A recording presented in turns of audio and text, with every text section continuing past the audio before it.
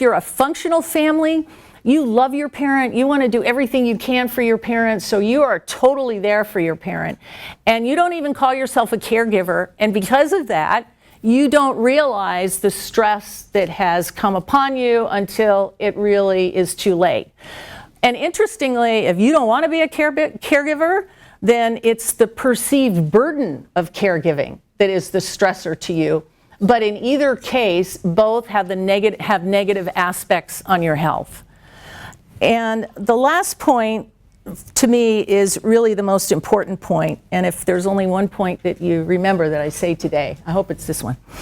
It's what I call creating moments of joy. And I actually do believe that this is the best prescription for caregiver stress that any doctor can give.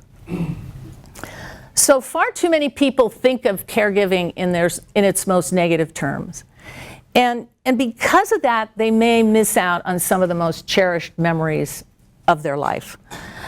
Because the greatest gift you can give someone is your time. And as precious it is to you, it's even more precious to your parents. So let's say, why don't we say 75? Okay, that's 75. Okay, so how much more time do they have? 75, when I started Stanford, my father passed away between my 2 years at Stanford. You think they're going to live to 80? Okay, how about 85? And 90? You really don't have that much time. As precious time is to you, it's even more precious to them. So don't get so lost in the doing for your parent that you forget the being with your parent. And be a facilitator of experiences, not just a caregiver. And that's going to start off with the bigger things. But as your parents' world gets smaller, joy is in the moment, and it's even some of those smaller things that can be the most lasting memories. And remember that just because somebody has lost the ability to remember, it doesn't mean they've lost the ability to feel. And also, just because they have a diagnosis for Alzheimer's or dementia does not mean that they're demented all the time. So this was a great experience I had. I was on an Alaska cruise, and I saw a gentleman, middle-aged gentleman, with his, turned out to be 91-year-old mother on this cruise. And they were laughing, and you could tell they were teasing each other. And so I went up to him when he was alone and asked if I could identified myself, asked if I could talk to him about his caregiving. And he said, well, that would be fine, but I tucked my mother in at 8:30, so we can meet at 9 p.m. And I said, okay.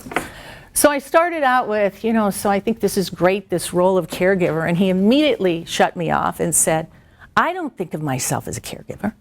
If I think of myself as, it just has this burden. If I think of myself as a caregiver, at best I get to neutral. But if I think of myself as a facilitator of experiences, at worst, I get to neutral.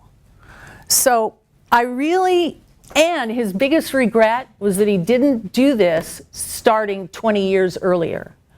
So I seek to make the ordinary extraordinary.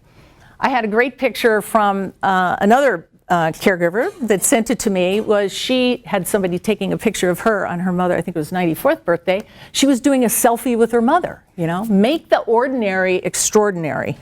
Because joy is in the moment, and it really is in the simplest of things, in just some possible areas. The power of touch. I always was holding my mother's hand. The power of words. You can never say I love you too many times. And if you don't know how to say I love you, I got to tell you, Hallmark will help you. Father's Day is coming around. Get a card for Father's Day. Send it to your father. Send it to your grandfather. Change it to grandfather. Send it to them. Buy 2 cards. You take the other one. Read it to them in person or read it to them over the phone.